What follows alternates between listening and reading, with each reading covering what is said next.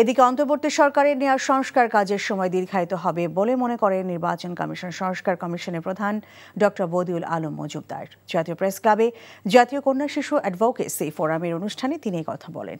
জানান, রাজনৈতিক দলগুলোর সাথে আলোচনা করেই তৈরি হবে নির্বাচনী রোড ম্যাপ। বদিউল আলম মজুমদার বলেন, নির্বাচনী ব্যবস্থার সবগুলো দিক পর্যালোচনা করে সংস্কারের সুপারিশ করবে কমিশন। বাস্তবায়নের দায়িত্ব অন্তর্বর্তী সরকারের। তবে 18 মাসের মধ্যে নির্বাচন নিয়ে সেনাপ্রধানের বক্তব্য প্রসঙ্গে কোনো মন্তব্য করেননি তিনি। জানান, 3 মাসের মধ্যেই সংস্কারের সুপারিশ তুলে ধরা হবে। আমি মনে করি যে এটা নির্ধারিত হবে রাজনৈতিক দল এবং সরকারের সাথে আলাপ আলোচনার ভিত্তিতে, তাদের সাথে সংলাপ হবে এবং একটা রোডম্যাপ তৈরি হবে।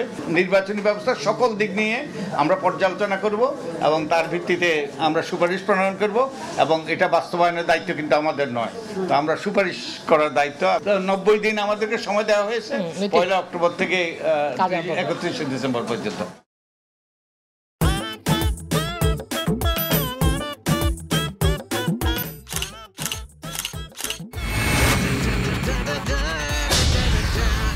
Thank you so much. শুধু থ্যাঙ্কসই দিবেন আর কিছু দিবেন না? যদি দেওয়ার মতো হয় সো যে কোনো কিছু। খুব খুশি লাগলো আপনার সাথে ডিল করে। Deal done. হ্যাঁ, 50 লাখ।